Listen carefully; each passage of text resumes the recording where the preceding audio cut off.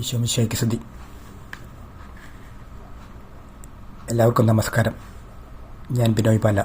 എൻ്റെ അനുഗ്രഹം ചാനലിലേക്ക് സ്വാഗതം. ഇപ്രാവശ്യം 2ാമത്തെ എപ്പിസോഡാണ്. അനുഗ്രഹീതർ എന്ന ജനതകൾ നിങ്ങളെ വിളിക്കും. നിങ്ങളുടെ ദേശം ആനന്ദത്തിൻ്റെ ദേശമാകും. ബൈബിൾ പുസ്തകം മലാക്കി 3-ാം അധ്യായം 12-ാം വാക്യം. ഇത് നമുക്ക് എല്ലാവർക്കും വേണ്ടിയുള്ളതാണ്. ഇപ്രാവശ്യം അധികാരത്തെപ്പറ്റി പറയാം. നമുക്ക് സ്വർഗം പണിയുന്നതും നരകം പണിയുന്നതും നമ്മൾ തന്നെയാണ്. നമ്മൾ മക്കൾക്ക് കല്യാണം ആലോചിക്കുമ്പോൾ, സർക്കാർ ജോലി കിട്ടാൻ വിദ്യാലയങ്ങൾ തിരഞ്ഞെടുക്കുമ്പോൾ ഒക്കെ മിനിമം യോഗ്യതകൾ വേണം. എന്നാൽ നമ്മെ ഭരിക്കേണ്ടവരെ തിരഞ്ഞെടുക്കുമ്പോൾ വേണ്ട വിധത്തിൽ ആലോചിക്കാറില്ല. ഇനി മുതൽ ആലോചിച്ച് തീരുമാനിക്കണം. നമുക്ക് അല്പം പഴയ ചരിത്രത്തിലേക്ക് പോകാം. മലയാളികൾ BC സമയം മുതൽ ലോകം മുഴുവൻ ചുറ്റിയവരാണ്. ഇപ്പോഴും ചുറ്റുന്നു. പക്ഷേ പണ്ട് ലോകം നമ്മെ തേടി, നമ്മുടെ വിഭവങ്ങൾ തേടി വൻതോതിൽ വന്നിരുന്നു. നമുക്ക് ധാരാളം സാമ്പത്തികവും ഉണ്ടായിരുന്നു. പഴയ അവസ്ഥ നമുക്ക് പുനഃസ്ഥാപിക്കാൻ പറ്റും. മയിലിൻ്റെ ജന്മദേശം ഇന്ത്യയാണ്. ഈജിപ്ത് മമ്മി സംസ്കാരത്തിൽ പോലും നമ്മുടെ കുരുമുളക് ഉപയോഗിച്ചിട്ടുണ്ട്. ശ്രീ പത്മനാഭ സ്വാമി ക്ഷേത്രത്തിൽ പുരാതന റോമൻ നാണയങ്ങൾ ഉണ്ട്. മലയാളികൾ 1-ാം നമ്പർ ആനപ്പാപ്പന്മാരാണ്. ബൈബിൾ പുസ്തകം 1 രാജാക്കന്മാർ 10-ാം അധ്യായം പറയുന്നു. BC 1000 സോളമൻ രാജാവിൻ്റെ കൊട്ടാരത്തിൽ 3 വർഷത്തിലൊരിക്കൽ കടൽ മാർഗം മയിൽ, സ്വർണം, ആനക്കൊമ്പ്, സ്വർണം, വെള്ളി, കുരങ്ങുകൾ എന്നിവ വന്നിരുന്നു. കത്തോലിക്ക ബൈബിൾ പുസ്തകം 1 മക്ബായർ 6-ാം അധ്യായം പറയുന്നു. BC 100 നടന്ന യഹൂദ ഗ്രീക്ക് യുദ്ധത്തിൽ ഇന്ത്യയിൽ നിന്നുള്ള ആനപ്പാപ്പന പങ്കെടുത്തു. അവർ ആനകൾക്ക് പരിശീലനം കൊടുത്തു. ഇനി സമീപകാല ചരിത്രത്തേക്ക് വരാം. ഇപ്പോൾ ഓസ്ട്രേലിയൻ മന്ത്രിസഭയിൽ ഒരു മലയാളി മന്ത്രിയുണ്ട്. കോട്ടയം സ്വദേശി ജിൻസ് ചാൾസ്. അദ്ദേഹം സ്പോർട്സിൽ എക്സ്പേർട്ടായതുകൊണ്ട് സ്പോർട്സ് ഉൾപ്പെടെ 3-4 പ്രധാന വകുപ്പുകൾ കൊടുത്തിട്ടുണ്ട്.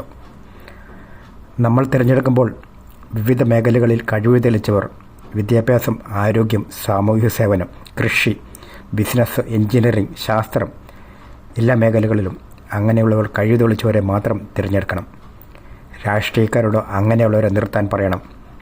അവർ തയ്യാറല്ലെങ്കിൽ നമ്മളിൽ കഴിവുള്ളവർ നിൽക്കണം. കഴിവുള്ളവർ നമ്മളെ ഭരിച്ചാൽ മതി. ഏത് പാർട്ടിയിൽ നിന്നായാലും അങ്ങനെയുള്ളവർ മാത്രമേ തിരഞ്ഞെടുക്കപ്പെടാവൂ എന്ന് നമ്മൾ ഉറപ്പുവരുത്തണം. പഞ്ചായത്ത് മുതൽ പാർലമെൻറ്റ് വരെ അങ്ങനെ വേണം.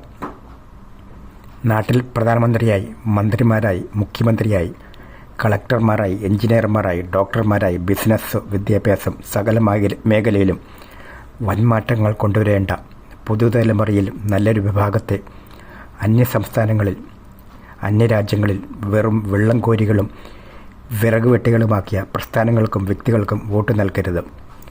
അതുപോലെ സകല മേഖലയിലും സ്വന്തം മതത്തിൽപ്പെട്ടവരെയും പ്രത്യയശാസ്ത്രത്തിൽപ്പെട്ടവരെയും മാത്രം തിരികെ കയറ്റുന്നവരെ ഒരിക്കലും തിരഞ്ഞെടുക്കരുത്. തുല്യനീതിക്ക് അത് തടസ്സം നിൽക്കും. അധികാരി എങ്ങനെയുള്ളവരാകണമെന്ന് ബൈബിൾ പുസ്തകം എസെക്കിയേൽ 44-ാം അധ്യായം പറയുന്നു. ജനത്തെ പീഡിപ്പിക്കുന്നവർ ആകരുത്. എല്ലാവർക്കും അർഹമായത് കൊടുക്കുന്നവർ, തുല്യനീതി കൊടുക്കുന്നവർ ആയിരിക്കണം.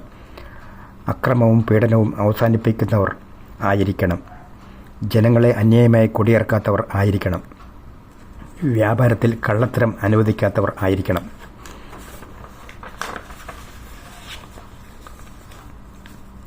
ഈശോ പറഞ്ഞു, ദൈവം പിതാവ്, എല്ലാവരും മക്കൾ, ദൈവമക്കൾ, സഹോദരങ്ങൾ. ദൈവത്തിന് പിതാവെന്ന ബഹുമാനം, സ്നേഹം കൊടുക്കുക. മറ്റുള്ളവരെ നിങ്ങളെപ്പോലെ സ്നേഹിക്കുക. ചുരുക്കി പറഞ്ഞാൽ ഗീവ് റെസ്പെക്റ്റ്, ടേക്ക് റെസ്പെക്റ്റ്. ഇതിൽ സകല നിയമവും പ്രവാചകന്മാരവും അടങ്ങിയിരിക്കുന്നു. ഈശോയുടെ സുവർണ നിയമം, ഗീവ് റെസ്പെക്റ്റ്, ടേക്ക് റെസ്പെക്റ്റ്, അതിനു തുല്യമായ നിയമങ്ങളും പോളിസികളും സകല വികസിത രാജ്യങ്ങളിലും നിലനിൽക്കുന്നു. അതിനാൽ ലോകം വൻതോതിൽ അവിടങ്ങളിലേക്ക് പോകുന്നു.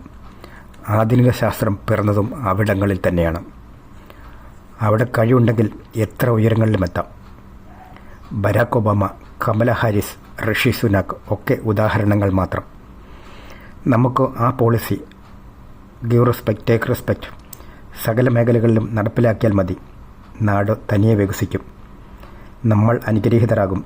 ദേശം ആനന്ദത്തിൻ്റെ ദേശമാകും. ഇഷ്ടമെങ്കിൽ ഷെയർ ചെയ്യുക. ഈശോ എല്ലാവരെയും അനുഗ്രഹിക്കട്ടെ. ബിനോയ് പാല.